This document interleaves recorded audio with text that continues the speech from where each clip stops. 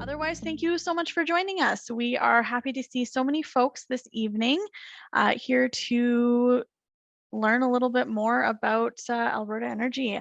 I am always happy to be part of this partnership speaker series with Future Energy Systems, and always happy to see some familiar names, familiar faces, and some new ones. We always invite new people to join us. My name is Cassidy. I'm with the Strathcona branch of the Edmonton Public Library, the one closest to the U of A. And I will be hanging out offering tech support or keeping an eye on chat if needed. If you need a hand connecting, you also have my email from the reminder sent, as well as the auto reminder that would have sent out yesterday. Otherwise, I'm going to pass it over to Valerie Miller from Future Energy Systems to get us going. Thank you so much, Cassidy. Hello, everyone. We're so happy to have you here tonight. My name's Valerie, and I'm the Outreach and Engagement Coordinator for Future Energy Systems. Before starting, I would like to respectfully acknowledge that the University of Alberta is located on Treaty 6 territory, a traditional gathering place for diverse Indigenous peoples, including the Cree, Blackfoot, Métis, Nakota Sioux, Iroquois, Dene, Ojibwe, Saulteaux, Anishinaabe, Inuit, and many others whose histories, languages, and cultures continue to influence our vibrant communities. As we explore energy systems, we acknowledge the territories, communities, and peoples that have been essential partners in this research. We are truly grateful to have the opportunity to work, study, and live on this land. And we want to welcome you here from Future Energy Systems tonight. Future Energy Systems is a research program at the University of Alberta, and it was launched in 2016 with $75 million from the Government of Canada's Canada First Research Excellence Fund to help Canada transition to a low net carbon energy economy. We focus on multidisciplinary research that develops the energy technologies of the near future, integrates them into today's infrastructure, and examines possible consequences for our society, economy, and environment. We also contribute to the development of solutions for challenges presented by our current energy system. With over 100 research projects, 150 researchers, and over 900 graduate students, postdoctoral fellows, and other highly qualified personnel, we are very excited to be trying to ask and answer all of these questions surrounding energy. And that is going to be our focus tonight, energy. Before we get started, we would like to remind current and future viewers that the opinions expressed by the speaker are not necessarily those of the Edmonton Public Library, Future Energy Systems, or the University of Alberta. And now I would love to invite our speaker to join us on camera, and I will do a brief introduction, and then we will jump right into the presentation. So before we get started, we were going to do our entire presentation and then have a Q&A at the end. So rather than keeping all those questions stored up in your head, feel free to pop them in the chat and I will keep track of everything so you don't have to remember your questions, and then I'll ask them in the Q&A at the end. If you think of more at the end, you can pop them in the chat and I would be happy to moderate. So I'm going to invite our speaker, Tim Weis, who has been an industrial professor in mechanical engineering at the U of A since 2017. Prior to joining the U of A, he spent over 15 years working on the interactions of technology, policy, and business for renewable energy, including working for the Pembina Institute, the Canadian Wind Energy Association, and as an advisor to Alberta's Minister of Environment and Climate Change. As a future energy systems researcher, Tim's work is focused on the changing roles for renewable energy and energy storage in Alberta. Welcome, Tim. We are so happy to have you here tonight. Great. Thanks so much for having me. Appreciate the opportunity. Well, we are going to pass it off to you because I do not want to take any more time when we have such a fascinating topic tonight. All right. Well, let me see if I can share my screen. Hope everyone can see that. Yes, we can see your screen. Perfect. It's been 2 years of doing this, so hopefully I've got it figured out by now. So thanks everyone for having me. I'm going to try to give a quick overview of what's going on in the Alberta electricity system and try to put it in context of what's sort of happening globally, and that Alberta is not actually alone in what's going on. Before I do that, I just want to very quickly apologize in advance. I was in preparation for this talk. I stayed in my office on campus, and someone pulled the fire alarm, and so I had to run across to the other side of campus. And so I'm sitting in a different office, and I'm not quite set up as I normally would be for a talk like this. And one of the things that I don't have, unfortunately, is an external webcam. So I am going to end up turning my webcam off, and you'll just end up seeing my screen, and you'll hear my voice hopefully. But otherwise, you'll be looking at the ceiling, because the webcam that I'm currently using is built into my screen, and as you'll see in a moment, I like to draw on it as we get going. So in case you're wondering why you don't see me, that's the reason. In any event, let me try to dive right in then and get on with it. So with that, I'll turn my webcam off. I hope.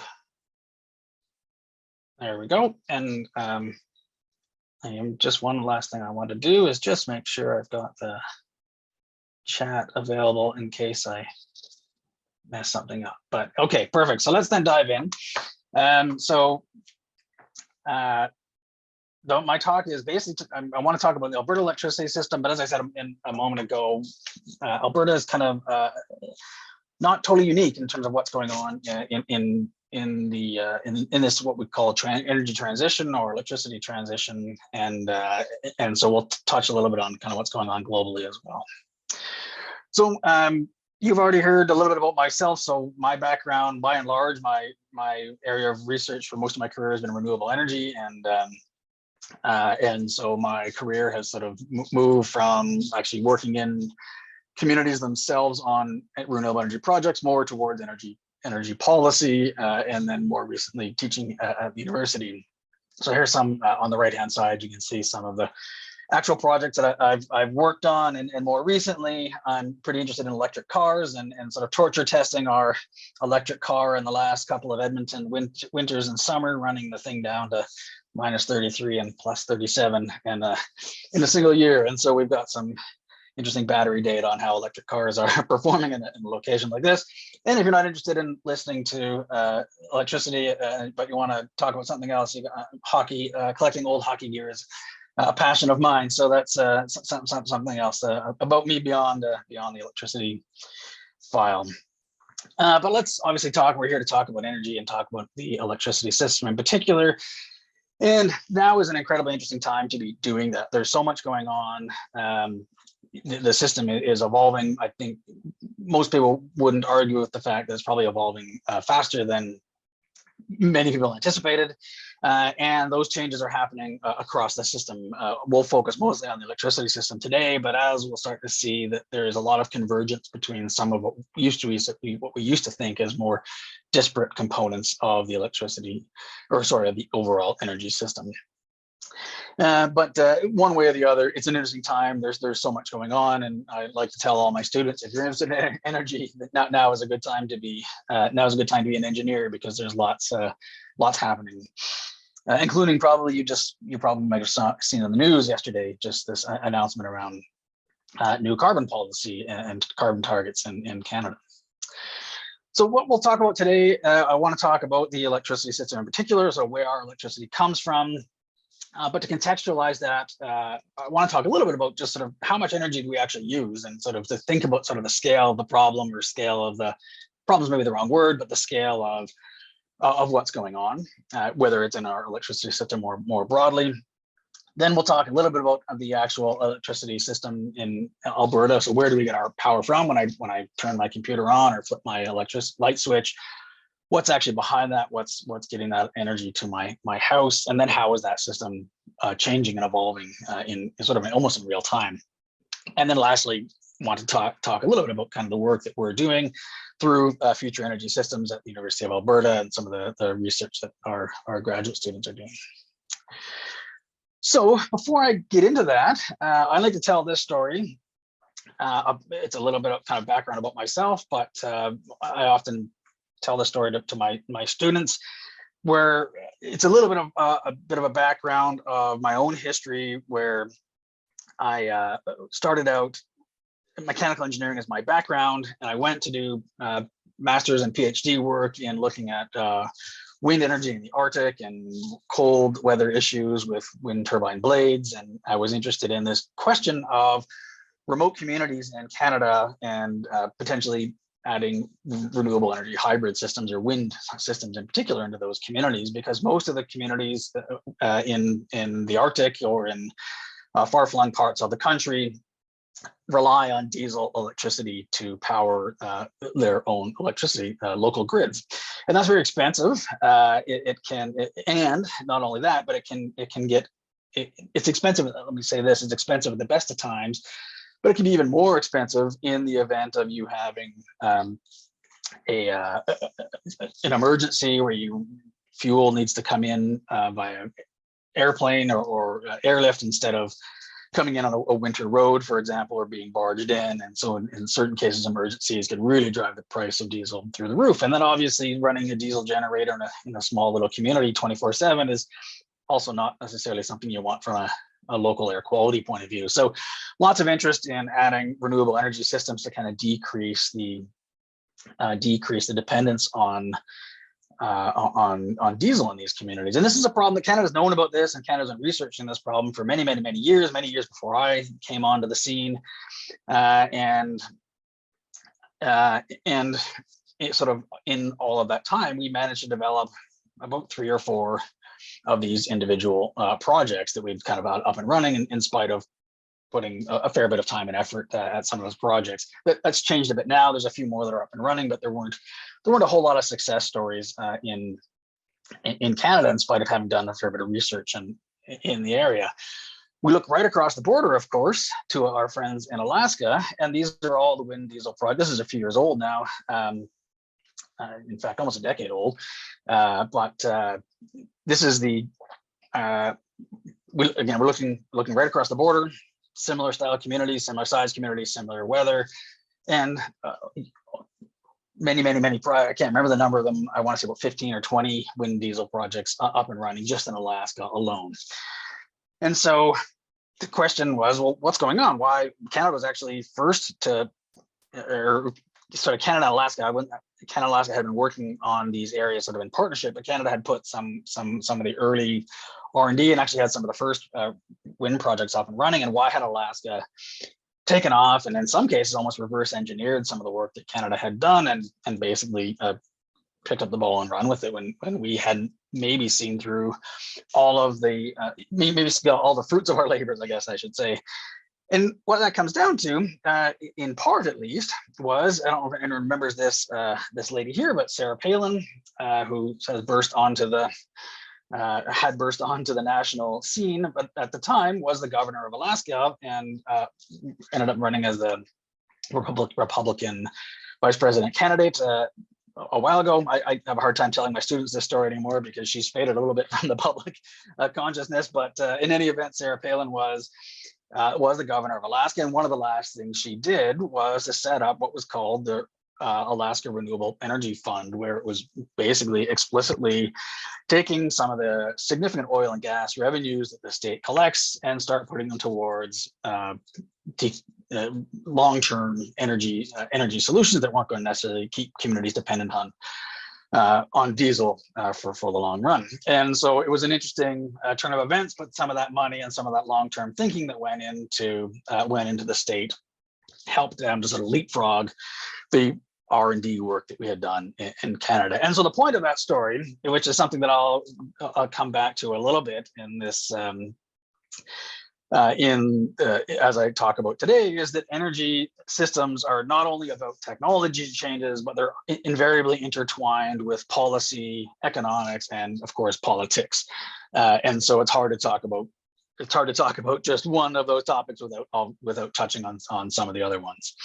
Anyway, so that's a little bit of a story sort of my background and some of the work that I had done. And I guess the punchline to that story was that personally, I started out being very interested in some of the technology and the control systems of how wind diesel systems operated, and have more ended up in the policy world because started to realize that in many cases it was the policy and the economics which were the rate determining steps, and in many cases less so the actual nuts and bolts of the technology side of things. Now, that's not to say that there isn't lots of work to do on the technology side of things, but the point being is that policy, politics, economics, and technology are inevitably intertwined when it comes to energy systems.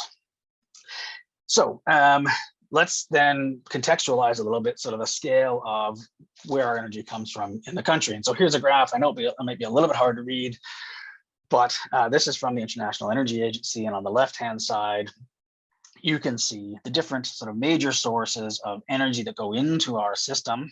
It's from oil, coal, natural gas, biofuels, electricity. And then on the right-hand side, where that energy is going, and all the little sort of subsectors of finally where that energy gets consumed. And so you can kind of see a bit of visualization for the energy that's going into the system and where it's ending up and where that demand is. And part of the point of this graph is when we start thinking about the overall energy system is it's pretty complex, and there's no kind of silver bullet just to solve the whether we're looking at the climate issue or cost issue or whatever the case may be. There's it's a pretty complex overall system, and there isn't just one area that we can pull on to fix it all. And so it's always important to keep that in mind. Now, maybe a simpler way of perhaps thinking about where do we use energy in the overall system. If you look back at this particular diagram here, you can kind of see the major sources of where energy is being consumed in electricity, in industry, transportation, and what they have down here is other. But another way we often like to think about the way we often like to categorize, we often like to throw where does energy consumption go. We think about heating, transportation, and electricity kind of as some of the three major buckets that we think about energy consumption in. Another way of sort of subcategorizing where energy gets used is to think about what type of sectors it goes into. And this is Canadian data on the right-hand side from the Canadian Energy Regulator. So where does all that energy that we use in Canada, where's the major source of demand? It's actually from industry. About half of the energy is demanded in the industrial sector. And on the residential side, only about 13% of our overall energy system, sort of the final end consumer is you or I in our homes. Now let's try to let's at least try to contextualize the size or the amount of energy that we use in our societies. So if we just take a typical home here in Alberta, on average, a home consumes about 7,200 kilowatt hours of electricity per year, and about 120 gigajoules of natural gas. So that's to run all of our appliances and obviously to heat our homes. So to throw being an engineer, presentation wouldn't be complete without at least one equation. And so the amount of energy that we use is, we can define that as, or is defined as the power multiplied by the length of time that we're consuming that power. So if we want to put this in maybe a sort of a context of how much energy is that do we consume on an annual basis in our own individual homes, let's think about how much energy an average person can exert over the course of a day. So an athlete for a sprint or something like that might be able to put about 2,000 watts out.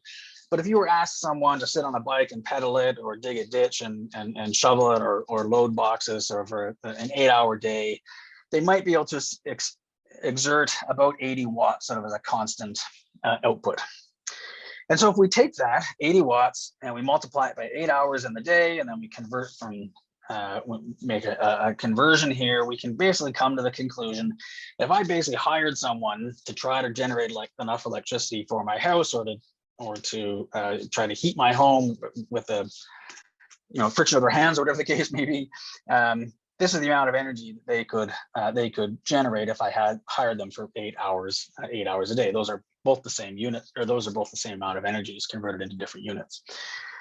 So if I take that 0.64 kilowatt hours of electricity that someone could generate if they were riding on a bike, and compare that to the amount of electricity that I use in the average home in a year, I would need to hire 31 people riding their bikes basically 8 hours a day in order to power my home, assuming I'm a typical consumer.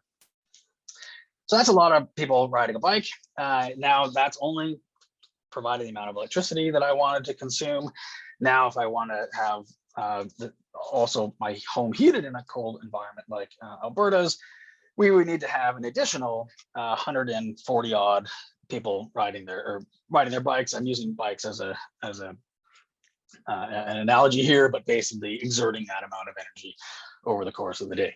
So the point of this story here is hopefully that just gives you a bit of a context in terms of how big our energy system is and how much energy is going into our overall system. And I will remind you that think of all those people, just keeping our or the people equivalents, I guess I shouldn't say, that we would need to employ or need to hire to supply all that energy that we consume. That is only for this component of our system. So that's only for the residential sector, right? So we would scale that up for the resident. That's one home, of course, and now think of all the homes in Canada, and then now that's only 13% of our final demand. So hopefully that gives you at least a bit of a sense of the scale of the system. It's a big system. We consume a lot of energy. Now, again, so that's one thing to keep in mind. Just let's contextualize the scale of the system. Now, the other thing, I guess, as we've said a moment ago, is where are we drawing our energy? Where's that energy coming from? And so if we go to the right-hand side of this particular slide here, we can see the major sources of energy input into energy demand, the different types of energy that we use. But 17% of that is electricity, 40% is natural gas, another 36%, and 40% refined petroleum products. So you can see that the majority of our overall energy system, so thinking about how big that is, the majority of that is coming from fossil fuels, natural gas and refined petroleum products being the major two sources. So let's let that sink in for a moment, just in terms of how big and how huge the overall energy system, of course, is. Now, I want to spend most of my time talking about the electricity sector, but I did want to contextualize it in that broader picture there. So what's going on behind our electricity that we consume? So where does that actually come from itself? So if I would go back, sorry, I keep flipping back and forth on the slides here, but if we go back and look at this particular slide on the right-hand side, what it's kind of missing here is, where does this electricity come from? We know that electricity doesn't show up out of thin air. Doesn't come from the wall when I turn my switch on. So there's something obviously behind that, and where that energy is coming from. And so if we look at the Alberta system, here we are over the last 15 years or so ish, and you can see our system is evolving, and it's starting to change pretty significantly in the last few years. So if we were to ask that question a decade or so ago, our major source of electricity was coal. So coal, and you can see that up here in the top. So this is our coal generation. Just color that in. Up here, there's our coal up the top there. In fact, if we were to go back a little bit further, we would be almost at 70% of our overall electricity market itself was coming from coal. We've seen that a pretty abrupt, or we saw sort of a gradual change, I guess, over the last decade or so. And then in the last few years, we've seen a pretty dramatic change where coal and natural gas have traded places, and natural gas has really overtaken coal to be our dominant source of electricity in the province. And coal is quickly fading out of the system, and is actually targeted to be entirely gone by 2023. So the pretty amazing change to think about the system that was 70-odd% coal a decade or so ago will be down to zero probably in the next by the end of next year. We've also seen quietly at the bottom a growth in in renewable energy. It hasn't grown quite as dramatically as we've seen natural gas, but we are starting to see that grow as well. And so those are kind of the couple of the major trends that we're seeing in the overall electricity system: a switch from coal towards natural gas and growing renewable energy. So one thing to think about, of course, is that so the way I just showed you that particular diagram, that was if I'm consuming energy, if I'm consuming a megawatt hour of electricity, what type of power plant was providing me that energy? And so if we look back at this graph, we can say, I'm just eyeballing this, but it's about 60% came from a natural gas plant, about 20% came from so about 60-ish% would have come from a natural gas plant, about 25% or so from a coal unit. I don't know if that number is quite right, and then around 10% from renewables. Let's say that sort of as round numbers. Now, of course, that's just the electricity itself and sort of the power plant that it's coming from. But that electricity didn't, as we said, didn't generate itself on its own, even though it's coming from a natural gas plant. I needed to put more natural gas or more coal into that power plant than electricity that we generated. And the reality, of course, is that electricity comes from another source, and we need to take that energy, generate heat, run it through a turbine, and then generate electricity. And every time we take one of those steps along the way, we're converting what we call primary energy, which would have been the fossil fuel itself, into heat. And then that heat, we're converting it to motion of a generator or a turbine and a generator. And then that motion is turning that being converted again into electricity. So we've got several steps of energy conversion along the way. And our friend, the second law of thermodynamics, tells us that every time we make one of those conversions, we're going to lose some of that energy along the way. And so the amount of electricity that we actually consume at the end of a natural gas plant or at the end of a coal plant is going to be less, and significantly less, than the amount of energy that we put into that system. And so if we want to sort of maybe think about this back in the context of our guy riding the bike, we basically need to feed him a bit more pizza over the course of time, then he's going to be able to, or she's going to be able to generate some of that energy, not all of that energy in the form of pizza in this particular example, is able to be converted entirely into electricity. And so it's the same sort of analogy that this would be our primary energy here in this particular context, so primary energy, and then this would be our secondary energy out here, which is the amount of electricity that we're actually consuming. So the point of that story, of course, is that when we think about our electricity system, we say, okay, it's 60 or 70% or coal or natural gas, or in aggregate about 90% fossil fuels. There's actually significantly more fossil fuels being put into that system upstream than we're ultimately consuming. And so we think about it this way. Here's a bit of an analogy of that. If we're thinking about the actual final, this would be our secondary energy here, or the electricity that we're consuming at the end of the overall system, I actually need to put a multiple of that into the system, whether it comes from natural gas or coal, because we end up losing a pretty significant amount of that in the overall energy conversion process. We lose a fair bit of it as heat. In Alberta, we are able to benefit from some of that heat in terms of cogeneration, particularly in the oil sands. So if we were to, our system, even from a thermal or a fossil fuel system, is notably more efficient than a system that is just running on natural gas or coal. But nonetheless, there's still a significant amount more fossil fuels or thermal fuel that's put into the system than by the time we actually get the electricity out the other end. Okay, so so that's maybe maybe a depressing way to look at this overall system, but important to think about that there's a lot more energy maybe out the back end.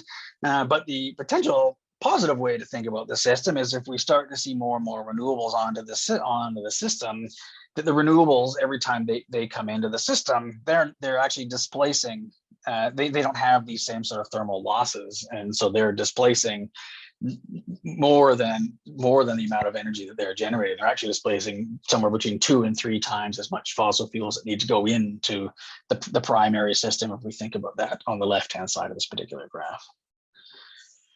Okay, so that's hopefully just a bit of a sense of, hopefully I've spent a bit of time just trying to contextualize the size of our energy system, but also have a bit of a sense of understanding kind of where that energy is coming from, and a quick snapshot of the overall complexities of converting that primary energy into electricity that ultimately we consume. If we look at our overall electricity system, what I told you a moment ago, and I didn't really say why, but we are seeing this switch by and large from a system that was much more significantly coal not that long ago, and coal again sort of phasing out and relatively dramatically. We've seen sort of that transition was sort of happening at a sort of a natural sort of ebb and flow, and then suddenly over the last couple of years, a significant drop of coal, and again phasing it right out by about 2023. So what's happened there? Well, there was a major policy change. So in this period here, we had a bit of a change from gas was starting to overtake coal as a result of low-cost natural gas, and so the advent of fracking and shale, the accessibility of shale gas was starting to make that more accessible and lower emissions, and starting to push coal out of the overall system. And then in Alberta, we had a pretty significant policy change right around 2017, which put a pretty significant more amount of cost on the coal system, and a more significant phase down, and ultimately a phase out. And then the other thing that we've seen is renewables starting to get lower and lower cost. And I know you can't see it too much here, but renewables sort of now pushing into roughly about 10% of the overall system in the top of that graph there. And so those are the three things that are sort of are going on in the overall system. Now, Alberta is not the only one that is undergoing a transition that looks a lot like that. If we look south of the border, we see many states actually following along similar trajectories, not always for the same reasons, or not always for the exact same policy reasons, but the general trends are true in all of those, in many of the jurisdictions, whether it's in the United States or even in Europe. What we're seeing, at least in the United States, is again, we've got this natural gas became notably cheaper. And so we saw natural gas here. This is data from the New York Times. Natural gas overtaking coal and becoming the largest source of electricity in the United States, and coal being, prior to that, being the dominant source of electricity, now trading places with natural gas. So we're seeing sort of the same general trend as we are seeing in Alberta. And then if you look down at the bottom here, you can see renewables just starting to come onto the system in fairly significant ways just in the last few years, in the last decade or so. And so you are seeing a transition. Away from coal and towards natural gas and renewables sort of being the major beneficiaries of that. Nonetheless, we're seeing that transition occur in many of the United States, as well as most of the jurisdictions in Europe to one degree or another. But there's still, you invariably will hear all sorts of myths and misunderstandings about what's going on in these systems. One story that continually persists is this idea of Germany being one of the leaders in renewable energy development, and the fact that people will say, oh, they're building new coal in order to support that. And that story came out about 2012, and if you remember in 2009, 2010, we had a recession, and so demand dropped. Demand picked back up sort of after that recession, and people looked at that data point and said, oh, coal's going up.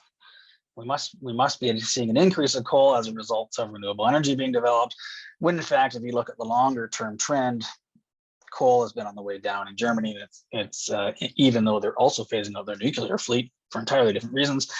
But we've seen coal on a general trend down. Even though that story happened 10 years ago, you'll still hear people quote that. So there's lots of remember, there's lots of misinformation when it comes to the overall energy system, in addition to its inherent complexities. But nonetheless, the whole point of this story is that we are seeing sort of this general transition, this general trend occurring not only in Alberta, but in other jurisdictions around the world. And one of the major things that has really just popped into the overall system has been the dawn of low-cost renewable energy, and wind and solar just in the last few years have burst onto the scene of actually not only being promoted as being good stewards for the environment or low carbon technologies, but they're actually now some of the lowest cost technologies that we can build. And that happened really almost overnight, at least in the solar side of things. Wind it had slowly sort of crept up. And solar, it went from being, in about a 3 or 4 year time frame, solar went from being the most expensive technology to the lowest cost technology. And it caught a few people by surprise, because I think people didn't quite see that coming. But again, you've got folks like the International Energy Agency here on the right-hand side, basically saying that solar is now the lowest cost source of power that we can generate, and it's only gotten cheaper since then. And so that's kind of a new change in the overall system, and that happened not that long ago. So we're just kind of in the midst of seeing this occur.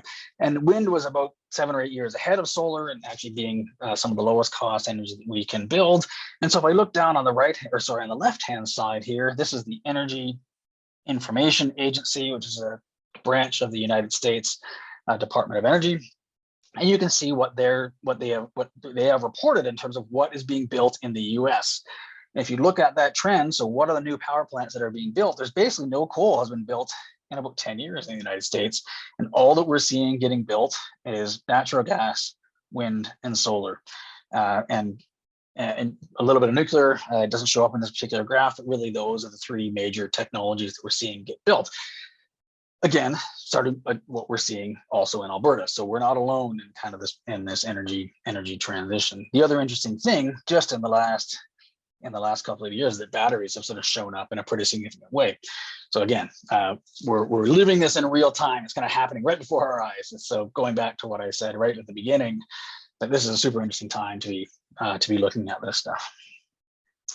So how did that happen? When did that occur? As I said, it's really only been in the last few years that wind and solar have not just been promoted as an environmentally beneficial technology, but a technology that has actually gotten really, really low cost. And you can see, again, over about a 10-year time frame, so 2010 to 2020, the price of solar, as I said, being from very, very, very expensive to right below the cost of fossil fuels in a 10-year time frame. So that happened very, very, very fast. We're also seeing that with some of the other technologies. So that solar photovoltaics, probably the technology you're most familiar with. But there's other solar systems, solar concentrating, thermal. Wind, we're probably familiar with. And then, of course, offshore wind is maybe the one technology we don't talk a whole lot about in Alberta, probably for good reason.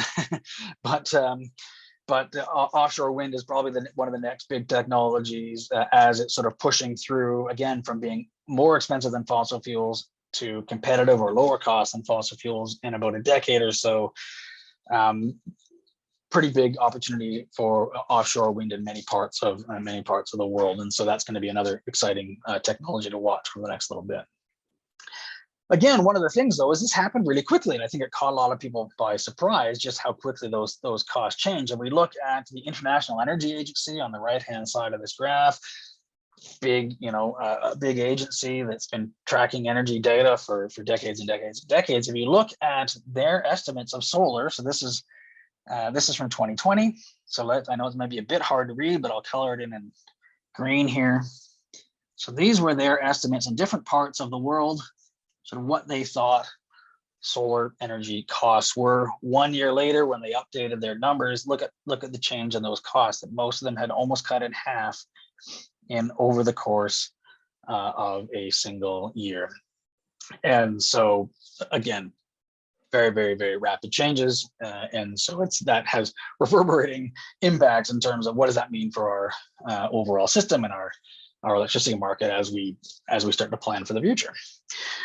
So what that's meaning is that we're seeing a general trend towards what we call decarbonization. So coal in particular, where in Alberta and Saskatchewan and many of the United States was the dominant source of energy.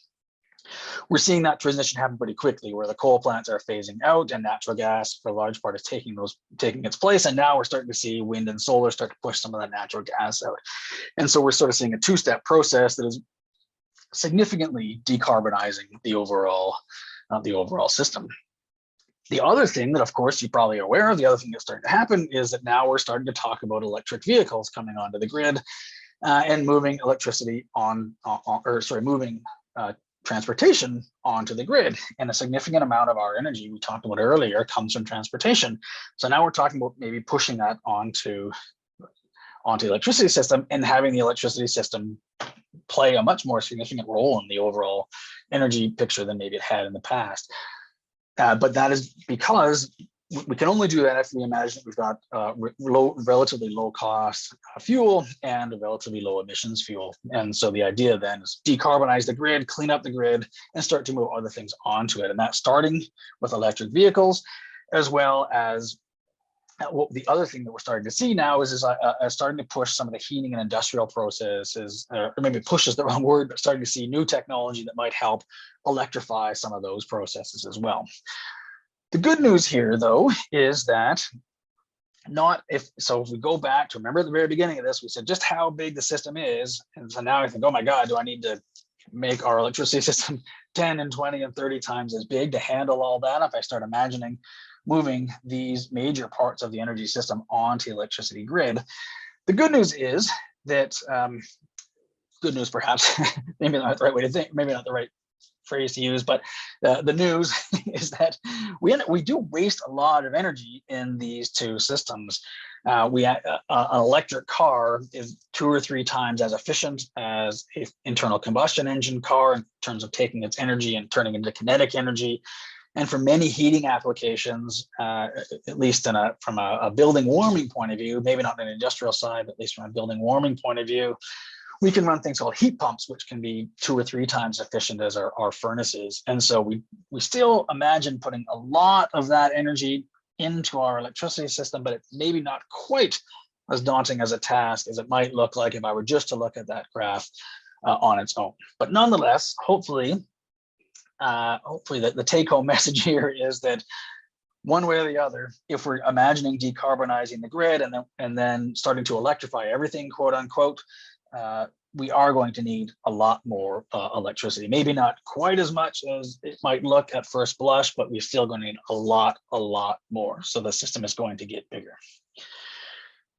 Now, we are seeing jurisdictions being able to really sort of push limits of how much wind and solar they can get into their systems. As I said, wind was about 10 years ahead of solar from a cost point of view. But if I look here on the left-hand side, I can see some of these countries in terms of how much of their annual electricity is coming from the wind. And you see Denmark is kind of the leader globally. Over 50% of their annual electricity consumption comes from the wind and 5 or 6% from solar.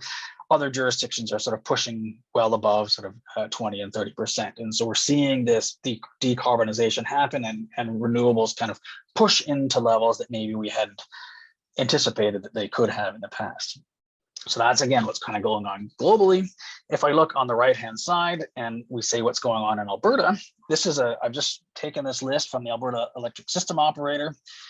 They have all the different projects, the different a queue of all the different projects that are being proposed or being developed, I should say, in the province. And we start listing off what types of projects do we have. So we got wind, and we got gas.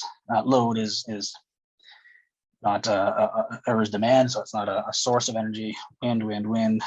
And then we've got solar down here, batteries, more solar, basically all wind and solar with a little bit of gas. So there's a much longer list than I had of that. I just sort of arbitrarily took a screenshot of the top handful of projects. But again, the point of the story is that wind, solar, natural gas, 3 major technologies that people are building out these days. Now, of course, this isn't the easiest question to solve. It does mean we're thinking about a pretty significant change, right? We have a system that might be changing maybe faster than we anticipated. We're still sort of wrestling with how quickly some of those, when we talk about electrify everything, how quickly is that coming on to the system? How quickly are electric cars coming? Are we ready to handle that? I already showed you a moment ago, how much variability can you handle in the overall system, or sorry, how much variability some of the countries are handling in their systems, but that will vary from jurisdiction to jurisdiction, and sort of an open question in Alberta. And then, of course, in order to get a bigger electricity system, we're going to need more transmission and more infrastructure in order to make that happen. But these are kind of some of the big questions that's not just Alberta, but globally people are wrestling with. So how quickly are these changes happening? How quickly is the fleet transitioning? And how quickly are some of these other technologies finding their way onto the grid? So one of the challenges is what's going to happen to the overall electricity market. And so if I look on the on the left-hand side here, this is sort of a typical day in Alberta. I've grabbed a graphic that looks like this, which is our demand over the course of a day, right here like that, from midnight to midnight. So that's like a typical sort of 24-hour cycle. And so we can think about that from our electricity demand point of view. And now if we come along and say, well, let's look at solar only, but we said, well, solar has now become the lowest cost source of technology. So when it's sunny, solar is going to generate first. And so what's that going to do to the overall system? So let's sketch in here where a solar output might look like. Solar is going to do something like that, right? If that's the generation profile of solar. So what's going to happen then is that is now going to be energy that is no longer available for the rest of the market to serve, right? So if solar is the lowest cost, it's going to generate electricity first. So we can imagine basically subtracting this profile up here like this, right? If I invert that, so that's now energy market that's no longer available for the rest, energy that's no longer available for the rest of the market. Does that make sense? So now if I add more and more solar onto the system, what's going to happen is I'm going to start getting a curve that starts looking like this. And my demand profile, which used to sort of have some of the highest demands around noon, is now actually going to have some of the lowest, not only the lowest demands, but perhaps the lowest cost energy is going to be available at noon. And so my system is going to start to look suddenly a lot different than it looked like before. And we'd kind of built up our system with that purple line as, that's the way it's kind of been for the last 100 years or so. And now suddenly we're looking at a pretty different profile. We're also looking at a pretty significant ramp up in energy that we're going to need to be able to supply here. This curve is famously called the duck curve, because if I look at this, it starts to look like a duck, perhaps, if you stretch your imagination. But so this is what we call the duck curve for solar showing up in the overall electricity system. And California was sort of the first jurisdiction which sort of noticed this pretty significantly, but we are starting to see that show up. It's a whole new challenge because the system was designed around the purple profile, and now within sort of a 10 or 15 year time frame, we're suddenly looking at the orange profile. So the world has changed on us in a pretty short period of time. There's an interesting scholar out of Princeton who likes to put it this way in terms of what that means for our overall system, is that we now have these low cost sources, wind, solar, and batteries now. They're our lowest cost technologies. They're going to be, and lowest carbon as well. And so we're going to want to put them into, if we think about this in a sports analogy or a basketball analogy, they're going to be the stars of the system, and we want to put them on the court first. But of course, they have variability attached to them, and we need something to back them up and affirm them. And so we're going to need some depth on the bench in order to make sure that we still win the game. And so that's kind of his analogy, the way that he liked to put it. But that transition is sort of, again, what we're seeing happen in many jurisdictions around the world. So let's again look at California on the left-hand side here. So this is, you can see where the duck curve came from. This is actual data out of California from the California system operator. And again, in a 10-year time frame. So, pardon me. We started up somewhere around here in 2012. A decade or so later, we're seeing a drop in in net, we call net demand for the rest of the system, again, in about a decade time frame. Let's go to Southern Australia on the right-hand side here. What do we actually see? When solar shows up, we actually see solar has been able to put the entire electricity system will run on solar for several hours during the day, and most of that actually off rooftop solar on people's homes, to the point that they're actually exporting natural gas at a certain point in time during the day. So again, an entirely different profile from what the system was designed around. The system was designed around a profile that looks something like that on the top of that graph there. So anyway, so that's what we're seeing, these duck curves show up sort of in real jurisdictions. It's not just an academic pursuit, but it actually we're seeing that happen in real time. So let's throw this right back to the Alberta context. Then we start thinking about on the left-hand side here, we have, this is actual generation data from earlier this year, so right at the beginning of January. You can see our system. So we've got natural gas in blue up top here. So there's our natural gas up here, followed by coal, which is a bit more less interesting, just kind of running along at steady state down there. And then at the bottom, we can see wind in green and solar. I'm just interested in those two for the time being. But if we start saying, okay, those technologies are becoming really, really cheap, and I want to ramp them up, then now let's imagine a world where I've sort of arbitrarily taken that, I've just multiplied the data from this graph on the left-hand side. I think I've multiplied the wind by about 5 times and scaled the solar up by 10 or 15 times. What does that output look like? And so you're going to start to see a graph that suddenly looks like this on the right-hand side, where I'm going to have periods of time with lots of wind and perhaps solar, where now I'm going to run into the situation maybe where South Australia has run into, where that is able to supply the entire system. And then other periods of time when the opposite happens, right? Where the wind has died, maybe it's overnight and the sun has set.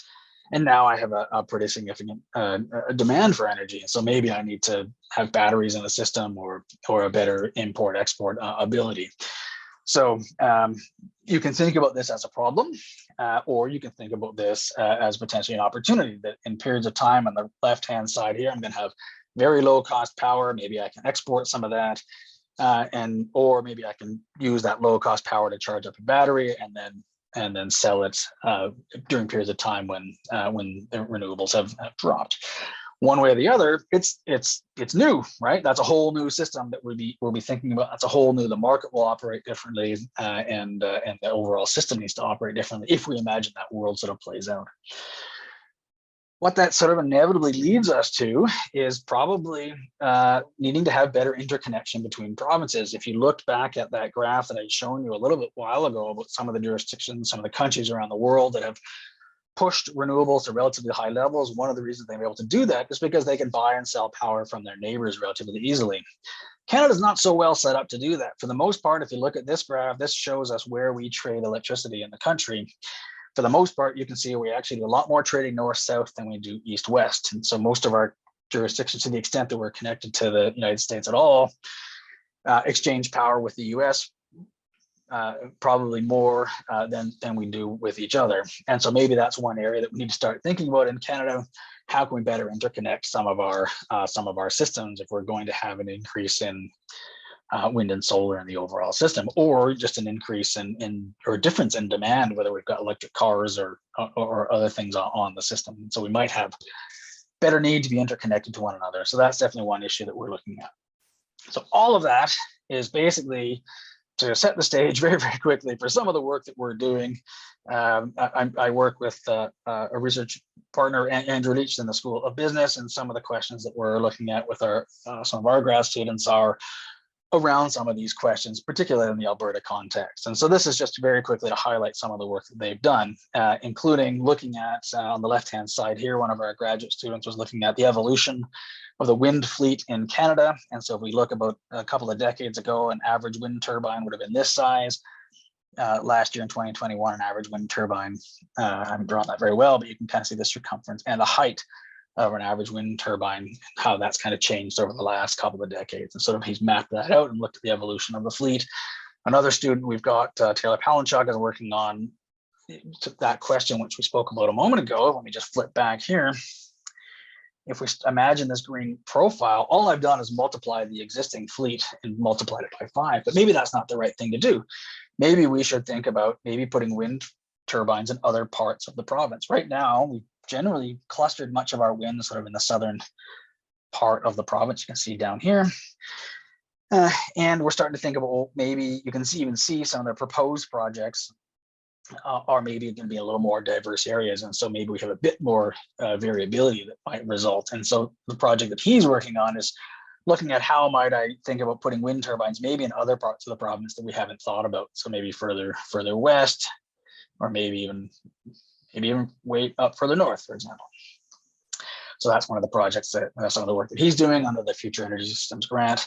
Other work that the students are doing is looking at sort of the role for biomass, and also looking at, of course, the fact that we have a carbon policy in Canada and in Alberta, and what does that mean for the future of our of the different technology that we might have available to us in the province. So that's some of the work that's going on there. And then finally, I spent a few moments talking about the duck curve in California and Australia, but we're seeing lots of solar being developed in Alberta. So one of our PhD students is looking at, when does the duck curve arrive in Alberta? What might that look like? And how many megawatts or how many solar farms show up in Alberta before something like that starts to happen? So that's that very quick flavor of some of the work that we're doing as we're seeing this broader system evolve we've seen it evolve over the last 5 years, but we're really kind of moving into a whole new system, and potentially a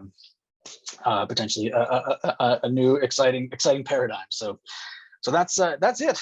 Thank you all for your time. I realize that's a lot of different topics to cover, but I'm more than happy to have spend a few minutes trying to answer some of the questions or clarify anything that I went too quickly through.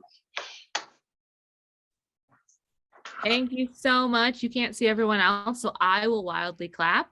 That was such an interesting talk, and I've got tons of questions in the chat. I would like to say thank you, everyone in the chat. There's been some great conversation happening. So we will jump right in, but I will get you to stop screen sharing and join us on camera, so that way we can have some discussion. If you've got questions, pop them in the chat. If I don't ask your question that you asked during, please pop it in again. I might have missed it because there have been some really good discussions happening as we go. The first question that we had was kind of about halfway through the talk, is surrounding, won't the energy storage challenge and the instability of these renewable energy sources continue to drive supplementation to our electricity from that coal, natural gas, those fossil fuel sources? How do we transition away from those? Do we need to be thinking about geothermal and nuclear? Yeah, so that's a great question, and really that's kind of the literal state of the debate right now in terms of what people are talking about, what people are thinking about. Definitely in the interim, we're seeing natural gas kind of fill those gaps because it's been the lowest, it's been super low cost, and we have that technology readily available, and we can build those plants really quickly. Of course, natural gas is still a fossil fuel, and as we're sort of learning and unfortunately with what's going on in Russia and Ukraine, that natural gas prices have and can be volatile. We don't see that quite so much in North America because we have a sort of physically different market than Europe, but as we start to I'm hearing a beep in here. This might be my second fire alarm in 2 days. Second fire alarm in an hour. Oh no. Yeah. I don't know if can you hear that, or is that we can hear that. Is it a fire alarm? I don't think it's a fire alarm. It's probably annoying. Give me 1 second. My apologies. I'm gonna see. It might just be a door that's been unlocked. My apologies for this. No worries. While you figure out what that is and if we can stop it. So much great chat again happening. If I have missed your question, they are just flying by. So we are doing our best to keep an eye on the chat. So just while Tim figures out what's happening with the noise, we're gonna pop in the chat the details for our next energy talk, which is on Thought for Fuel, Planning Canada's Biofuel Roadmap. So we're going to be talking about biofuels. So Cassidy's going to pop that information in the chat so that we can make sure you get it in case you need to leave. We hope we'll see you back for that. Our May event is on hydrogen and the role of hydrogen in the energy transition. So there's some really exciting upcoming talks coming up. And if you can stay, please stay. We're definitely going to have a discussion. We are going to answer a lot of your questions that we are seeing. We're just going to see if we can get that fire alarm to stop, if it's a fire alarm. It's not a fire alarm. Okay. I think I figured it out. Awesome. My apologies for that. That was what a day. What a day. It's definitely happened to me. I think I've had a fire alarm in the middle of one of these meetings before. We had a thunderstorm once where I think nearly all of us lost internet during the talk. So that was only a 5-minute delay. So we're good. Were we done the question? I can't remember that. I don't think so. Yeah. So I my apologies for that. So the question I think was around sort of how do we backfill, or how do we support the variability of renewables, and in the interim, we're definitely seeing natural gas play that role. No question, at least in North America, in Alberta. The question then sort of becomes what happens going forward. I think one of the particularly, as I've said a moment ago, or during the presentation earlier, that we had some of these technologies come online probably faster than people maybe thought they were going to. And one of those technologies has been the price declines in lithium-ion batteries. And what we've started to see now is in parts of the US that a solar plus a battery system is outcompeting the natural gas plant just on a head-to-head cost basis. So not even on a like, forget the environmental side of it. And so I think batteries are going to start playing an increasingly important role. And I think I even showed that in that one graph, sorry for all the graphs that I presented, but you saw that in the EIA data, the Energy Information Agency, that batteries are starting to show up as significant players in the utility system. So that's definitely a part of it. But then it goes back to this question of transmission. In the Canadian context, we've got a lot of hydro. So I talked mostly just about Alberta, of course, but we're right next door to British Columbia, which has lots of hydro. And if we were better interconnected to them, you might have be able to interplay of when it's windy, we would sort of sell them power. And when it's when the wind dies, then they sell us power back. And so some of that interplay, which is essentially a battery, but it's a battery sentiment in a physically different form. So that's probably not the most satisfying answer for you, but it is kind of a question of, it really is kind of the question that people are wrestling with right now is how is that all going to play out? What are those sources of energy going to be? And of course, I think I heard you allude to the fact that hydrogen is one of the next topics that is going to come up in one of these dialogues. And if you imagine a world where you've got lots of low-cost renewables, and in some cases where it's going to be really sunny. Remember that picture of Australia, which I showed, where you've got almost too much energy at a certain point in time. If you've got too much energy, that's when maybe you start generating hydrogen, which you can then use at other times. But anyway, that's a very long-winded answer, but because it's a complex question. And really, you're really putting your finger on kind of like, this is the actual state of the debate and what people are wrestling with as we speak. And it actually leads really well into multiple questions that other people have. So the first one, when we're talking about that transition of energy between different provinces, between the states, one of the questions was, who is responsible for building and maintaining that infrastructure when it's not necessarily a localized organization or a province-specific organization? How do we maintain that level of both national and international infrastructure? Yeah, another good question, and again, back to where I started with, where invariably you draw politics and policies into the energy system, right? The way the Canadian Constitution is written, that those jurisdictions are all provincial. So the jurisdiction all falls provincially. Obviously, anything that crosses borders, then the federal government gets involved with, but it's still owned and maintained provincially. Alberta's a bit unique in that we have a private electricity system, and our neighbors to the east and to the west are both crown corporations, and so they operate in a bit of a different cost structure than we do. And if we were to think about sort of interconnecting to those provinces, it would mean definitely some political conversations in terms of how we make that fair. But in terms of, how do we maintain, where does that cost fall? Obviously, it falls ultimately onto the consumer, the same way it does now, right? The same way we pay for the water pipes below our houses, or the natural gas pipes, or the electricity infrastructure that's above us, that you pay for that on your bill, and so it gets amortized across all of the consumers. So it's definitely a real cost, and it will go up. Or it doesn't necessarily go up. There'll be new costs, let's put it that way, but there'll also be a larger demand that we spread some of those costs across. So it doesn't necessarily always just go up, although historically it's only kind of gone in that direction. But nonetheless, yeah, there's infrastructure that needs to be owned and operated and maintained for sure. But then you're also trading that off against other infrastructure that you might use less of, right? You might use less of the natural gas system or what have you. Thank you. I think in that answer, you answered about 5 of the audience questions, so great job.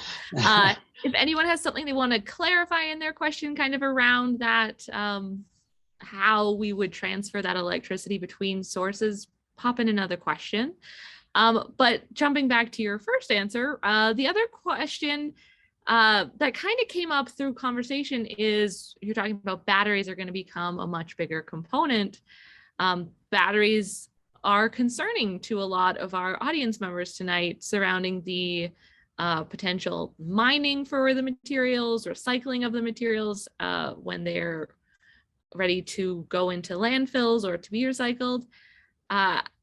What are our energy storage options when it comes to that, when we think about batteries, but are there other options that maybe have less environmental impacts? Yeah, that's a good question, and I didn't go into all the trade-offs amongst the different technologies, and ultimately there's no free lunch, right? There's cost to be paid for economic or environmental costs for any of these different technologies. Batteries are still a lot more recyclable than natural gas or coal, right? I mean, once that's gone, it's gone. 0% recycling. So any degree of recycling on that side is going to be higher than our current system. That said, lithium is relatively highly recyclable. We can lithium-ion batteries. We do have recyclability to them. We're also kind of, frankly, at kind of a new phase of this technology is really just kind of burst onto the scene in the last few years, and it's kind of arrived at scale in the last few years as well. And so there are sort of new areas of research and new areas of development that are not only changing the composition of what might go into those batteries. We're starting to see cobalt phased out, for example, as one of the inputs to these batteries. As well as some research going into actual recyclability of and where other end uses might be. There's also potentially repurposing of batteries, where if you imagine a battery in an electric car, for example, I have a narrower tolerance for how much degradation I'm willing to accept on my car. But if I'm a utility, for example, and someone's going to give me 400 used car batteries, they probably don't have quite that same tolerance. They just change the top end of that and they stack a few more batteries in, and they can almost repurpose those exact same batteries as a utility storage opportunity. So yeah, so I certainly don't want to leave anyone with the impression that it's a non-issue and it's a non-problem. But there's definitely active thought and active research kind of going into that area, not only on the recycling side, but also on the actual material composition and switching side. And again, sort of cobalt being the one of the first of the sort of rare metals that have had some problems in the mining side, sort of actively being phased out of the battery as we're improving that technology. So it's definitely an area that people are working on. Okay, so I hope that helps. There was a lot of conversation that early on. So if you've got any more clarifying questions, let us know. The next question is, I'm a good example of it. Is the rise from work from home significantly impacting the patterns of electricity use that we've seen? How does that impact planning for the transition when many people are going to maintain that work from home kind of protocol? Yeah, I think that's a question that is, again, just not to sort of re-harp on things I've already said, but it's a super interesting time to be talking about this stuff, right? Because like now we have this whole new world that no one anticipated 2 years ago, sort of thrust upon us. In the Alberta context, it's probably a relatively small issue, frankly, in Alberta. Where it probably matters more will be in driving patterns. And if you imagine electric vehicles and when you may or may not plug in, that might have a bit of an impact there. But the Alberta system is heavily, heavily dominated by the industrial sector in terms of like so much of the energy goes into oil and gas operations and the downstream, processing and upgrading and manufacturing and all those other processes that really that's kind of our dominant force. And you and I sort of working from home as a fairly as a rounding error. Let's be honest. So globally speaking, it's probably a bigger issue than in Alberta. It's a relatively small one, I would argue. Especially it's dwarfed by, frankly, it'd be dwarfed even by the rise of Bitcoin mining. To be totally honest, it probably has a bigger impact than what you and I are doing at home. Okay. Another thing that I guess could play a role in Alberta is you showed us that the duck map of kind of the daily demand of energy, but Canada has such a variable seasonal demand of energy. How do we address that in our planning when in the winter we need so much more, whether that's natural gas for heating or if it's electricity for heating, and then summer we're talking about much higher temperatures with greater air conditioning. How do we address that kind of seasonal variation? Yeah, another great question. So there's about it's probably 20 or so, but you can sort of imagine 7 or 8 different types of storage technologies. Batteries being the one we talk about a lot because it's currently low cost and again sort of burst onto the commercial scene and great sort of performance curves, right, from an efficiency point of view and a ability to instantaneously charge and discharge. So really attractive in that sense. So we talk about that a lot, but they're not the only way we can store energy, right? We've alluded to another one, which is storing energy behind hydro dams and kind of using, and you can actively do that as well. It's quite common in the US and to a lesser extent Europe, but actually pumping the water back up the hydro dam and then storing that water at the top, and so run it down when you need it, and then when it's windy or sunny, pump it back up. And so that's another type of longer term storage that you might have available to you. Other short-term technology might be flywheels, or of course hydrogen might be something that, to sort of answer your question maybe a little more directly in terms of how do I take energy in July when I've got lots of solar and store it and maybe draw it out sometime in January, for example. So those are some of the other technologies that are available to us. Or we can even imagine sort of thinking, and this is not the electricity side of things, but we could imagine thinking storing thermal energy directly. Many people don't know there's a little community in Okotoks that actually has solar thermal collectors, which heat up liquid and they store it in basically underground reservoirs in the summer, and then they heat their homes with that in the winter. And it's been a project that's been about 10 years, maybe it's even older than that now. So that's potentially another option. So when we think of storage, it's not just batteries. There's a whole ecosystem of other types of storage systems that are potentially available to us. Batteries is the one that gets all the excitement these days, but in part because it's commercial and gotten to be low cost, but also because it's in our cell phones, it's in our laptop computers, and now it's in electric vehicles. So people are kind of excited about it. Yeah, a lot of that comes from we're just used to it. Yeah. Which leads to a really good question of when we're talking about this shift to these different energy sources, these different storage sources, how important is the education side versus just people get their electricity bill and they pay it? How important is it for people to know kind of the background behind where it's coming from when we're kind of in this shift right now? That's a good question. I mean, I'm obviously kind of passionate about that area.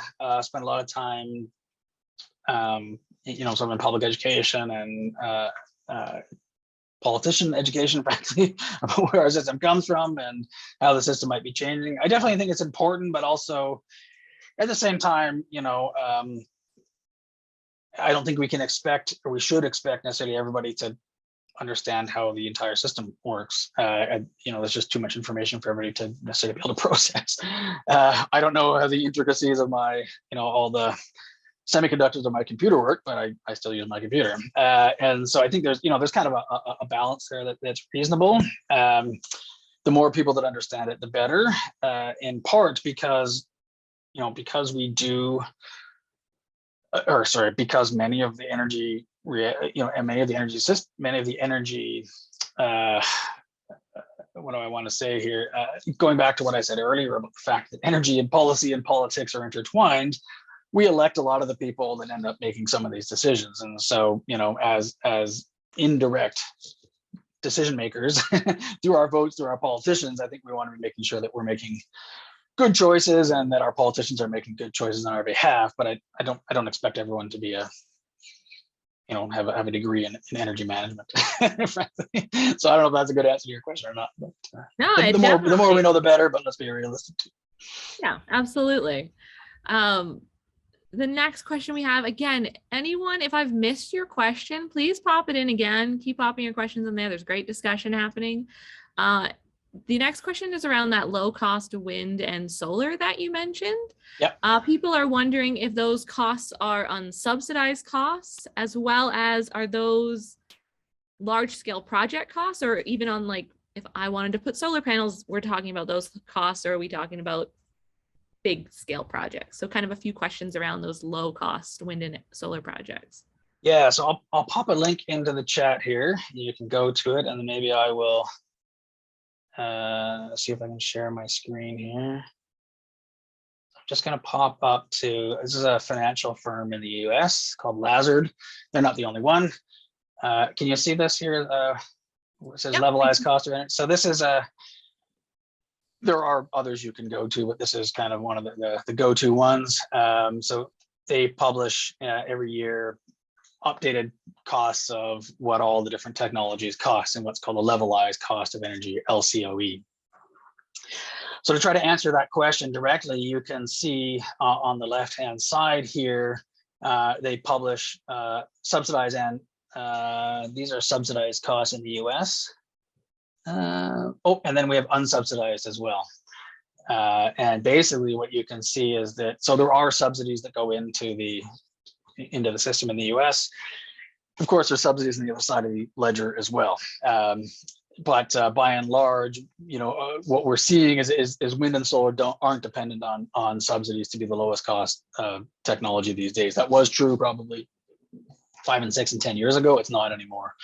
And so they're on their own are becoming the lowest cost, and they're actually lower than the fuel cost of some of their competitors. So not just not the entire sort of infrastructure cost, but just the fuel cost alone.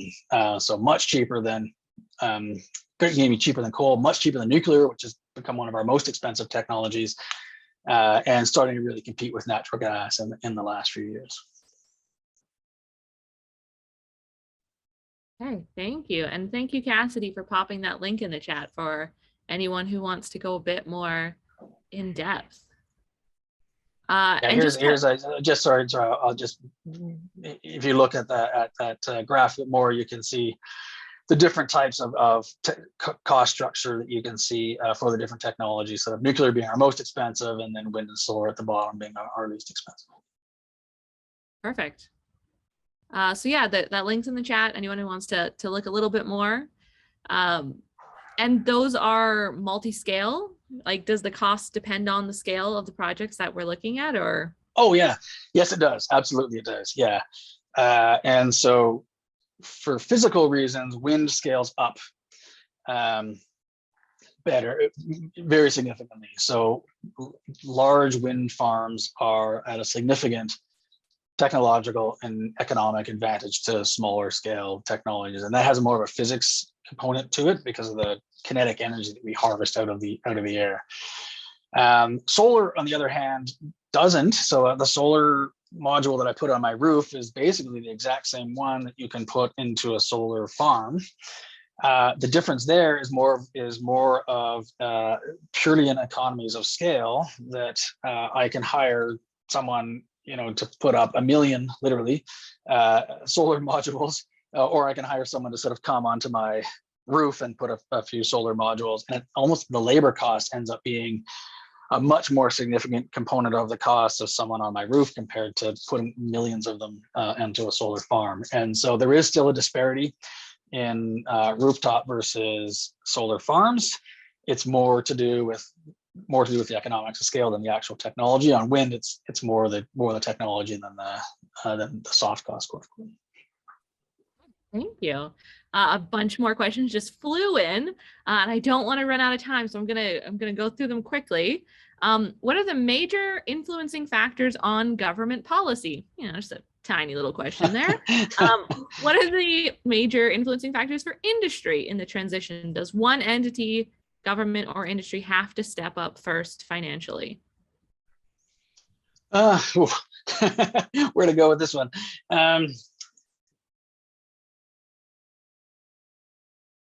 Let me give you a sort of semi-rambling answer here. But I think what we're seeing is, I think we're starting to see a broader stabilization of a consensus that there's sort of this transition is happening.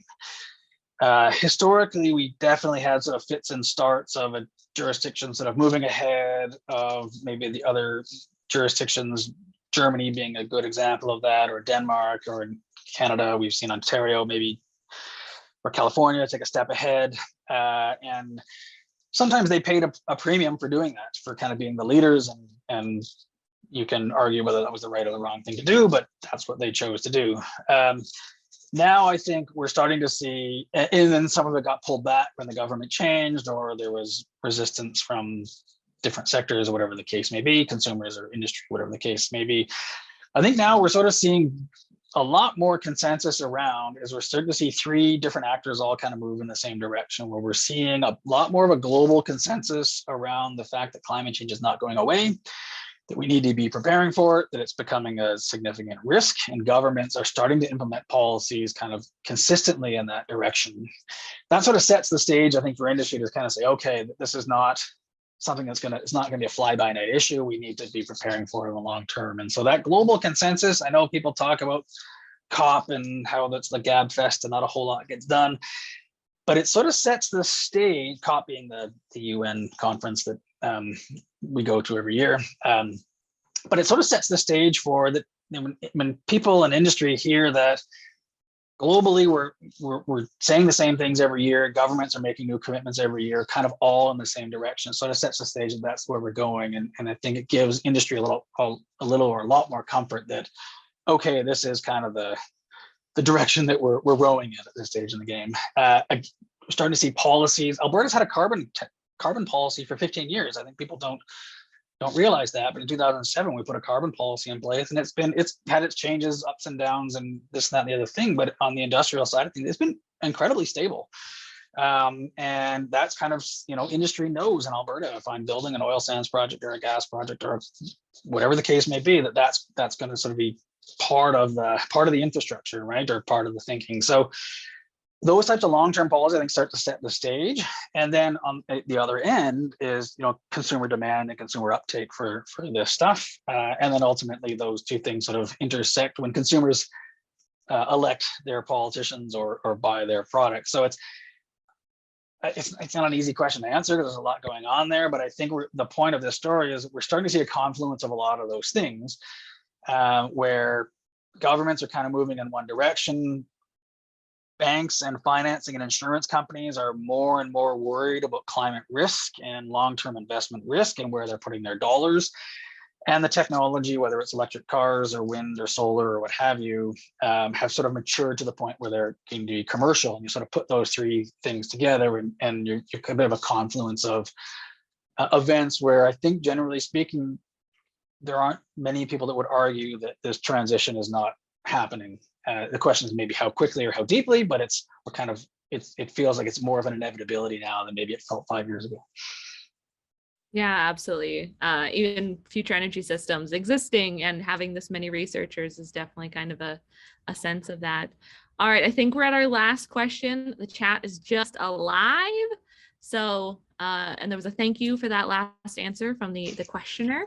So last question for now is, with the reduction of solar and battery costs, it seems possible that soon it could be cost effective on certain sites to disconnect from the grid, avoiding transmission and administration costs from a utility.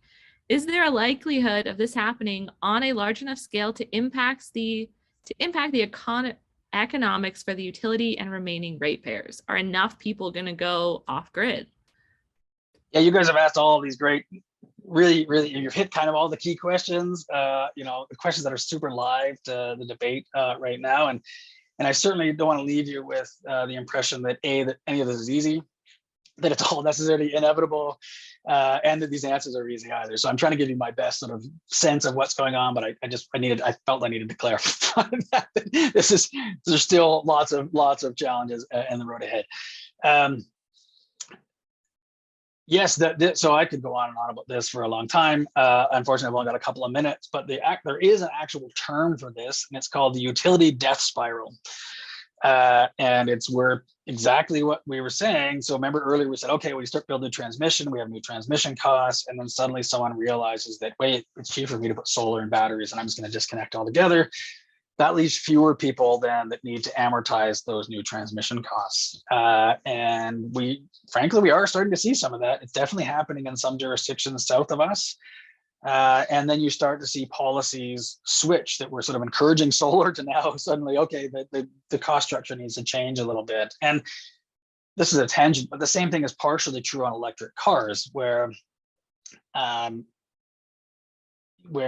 part of the gas tax that we pay goes to pay for the roads. And when I charge my car with electricity, then I don't pay for that road tax anymore. And so there is a bit of a changing cost structure that needs that. That was a tangent, but the same sort of conceptual idea. But yes, people are definitely alive to that debate and that issue. And it ultimately is more of a policy question than it is a technical one, right? So it depends on how you set up your policy to amortize all those costs at the end of the day. So that hopefully brings us back full circle to where we started with the intersection of policy and politics and technology. But excellent question, and definitely one of those ones that is alive and in the zeitgeist amongst many of the other ones that were brought up this evening. Absolutely. A great way to kind of bring back that final main thought of all of those components together.